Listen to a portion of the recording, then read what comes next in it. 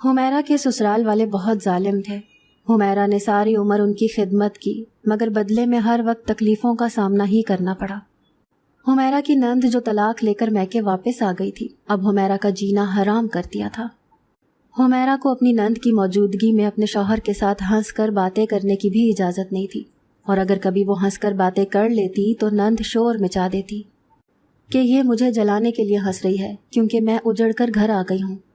इतनी तकलीफ़ें काटने के बाद और अपने ससुराल वालों की खिदमत करने के बावजूद भी उसके ससुराल वाले अपनी हरकतों से कभी बाज नहीं आए। शादी के 25 साल गुजर जाने के बाद भी हुमैरा की सास ने हुमैरा को शादी पर कुछ ना लाने का ताना दे दिया था, ये जानते हुए भी कि हुमैरा की शादी से चंद रोज़ पहले ही हुमैरा के अब्बा का इंतकाल हो गया था। उस रोज़ हुमैरा को एहसास हुआ कि औरत जितना मर्जी गैरों के लिए कर ले, मगर गैर कभी भी अपने नहीं बनते।